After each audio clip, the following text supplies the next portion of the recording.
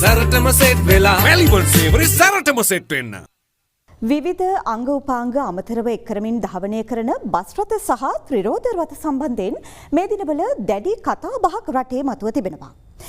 එම අලංකරණ හා විනෝදාස්වාදය වෙනුවෙන් නවීකරණය කර ඇති උපාංග මගින් අනතුරකදී ජනතාවට සිදුවන හානිය වැළැක්වීම සඳහා ඒවා ඉවත් කිරීමේ පොලිස් මෙහෙයුම් හේතුවෙන් මගී ප්‍රවාහනයේ යෙදෙන බස් රථ සහ ත්‍රිරෝද රථ සඳහා කිසිදු ආකාරයේ නවීකරණයක් සිදු කළ නොහැකිද? අද දෙරණ ඒ සම්බන්ධයෙන් විමසා බැලුවා.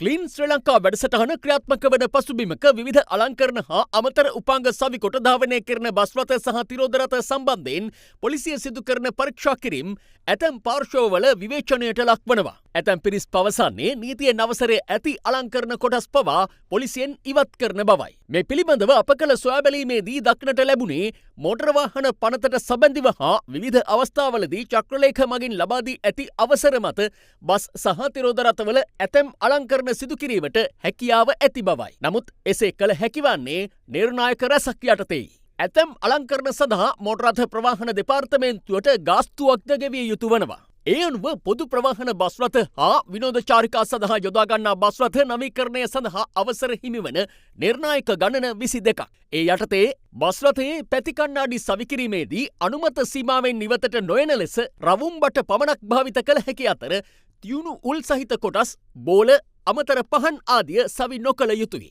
බස් රථයේ නලාව සවිකිරීමේදී මෝටර් වාහන පනතට අදාළ විය යුතු වනවා. රෝදවලට රිම්කප් සවිකිරීමේදී පිටතට නෙරා සිටිනසේ හෝ බාහිරට අනතුරුදායක වන ලෙස සැකසීම නොකළ යුතුයි.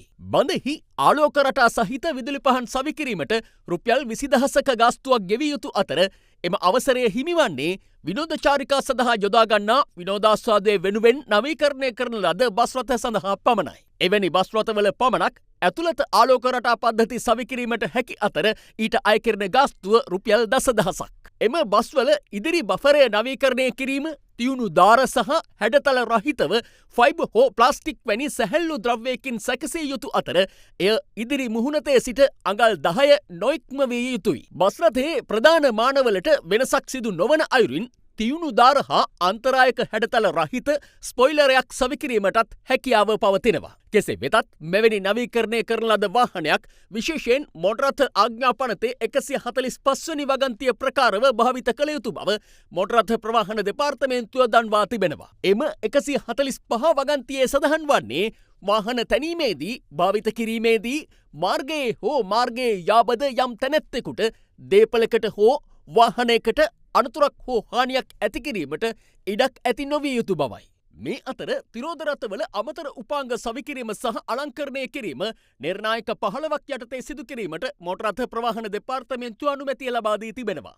ඒ යටතේ මාර්ග භාවිත කරන්නන් හට අනතුරක් හෝ අවහිරයක් නොවන පරිදි අලංකරණය සඳහා පමණක් තියුණු දාර රහිත ඉනිමගක් රුපියල් 10ක ගාස්තුවක් යටතේ තිරෝධ රථයේ පිටුපසින් සවි කළ හැකි. ප්‍රධාන පහන් වෙනුවට LED පහන් සවිකිරීමද රුපියල් 10ක ගාස්තුවක් යටතේ සිදු කළ හැකි අතර ප්‍රධාන පහන් වලට දෙපසින් සංඥා පහන් සහ නවතා තැබීම් පහන්ද සවි කළ හැකි. නමුත් එහිදී වාහනේ පළල සීමාව ඉක්මවා නොයා යුතු වනවා. තිරෝධ රථයේ වින්ස්ක්‍රීන් හෙවත් ඉදිරි වාමුවාවට ඉහළින් සන්වයිසරයක් සවිකිරීමද ගාස්තු ගෙවීමකින් තොරව සිදු කරගත හැකි. ඉදිරිපස රෝදයට සම්බන්ධ ප්ලාස්ටික් මඩ්ගාඩ් වෙනුවට ලෝහ තහඩුමේ මඩ්ගාඩයක් සවි කළ හැකි වනවා. පැතිකණ්ණාඩි සවි කළ යුතු වන්නේ ගැටීමකදී පසුපසට යන ආකාරයටයි.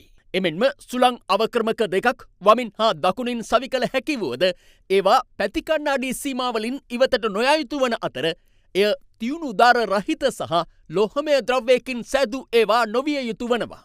ඉදිරි බඳෙහි පහලින් සවිකර ඇති අමතර කොටස් සියල්ල ප්ලාස්ටික් හෝ ෆයිබර් වැනි සැහැල්ලු ද්‍රව්‍යයකින් නිර්මාණය කළ ඒවා පමණක් විය යුතුයි. මැද පිහිටි ආරක්ෂක වැට සුදු යකඩ ලෝහෙන් නිර්මාණය කළ හැකි වුවත් එය ඉදිරියට නෙරා ඇති හැඩතල හා අනතුරුදායක හැඩතල වලින් තොර විය යුතු බවයි සඳහන් වන්නේ. ඕනම කෙනෙක් වාහනවලට හරි ආදරේ. එතකොට මේ විදිහට වෙනස්කමක් කරනකොට ඒක නීතියෙන් තහනම් කියලා ගොඩක් කට්ටිය දන්නේ නැහැ. ඒ දන්නේ නැති හින්දා ලොකු වෙනස්කම් සමහරට අනතුරුදායක ආකාරයේ මේ මොඩිෆිකේෂන්ස් කරලා මේ වාහන පාරේ ධාවනය කරනවා. ඕනම අවස්ථාවක මෝටර රථ පරීක්ෂකවරයෙකුට හරි පොලිසියට හරි මේ වාහන වලට විරුද්ධව ක්‍රියා කරන්න පුළුවන්. නමුත් මේකට අපි දැනට අවසර දීලා තියෙන මොඩිෆිකේෂන්ස් ටික වාහනේ අපේ දෙපාර්තමේන්තුවට ඉදිරිපත් කරලා අවශ්‍ය පරීක්ෂණයක් සිදු කරලා පොතට දාගෙන බය නැතුව ධාවනය කරන්න පුළුවන්. ඒක ඇත්තටම අපි කරලා තියෙන්නේ නීත්‍යානුකූල නැතුව කරන්න බැරි දෙයක් නීත්‍යානුකූල කරලා ධාවනයට අවසර ලබා දීලා තියෙන දෙයක් තමයි කරලා තින්නේ මේකේ.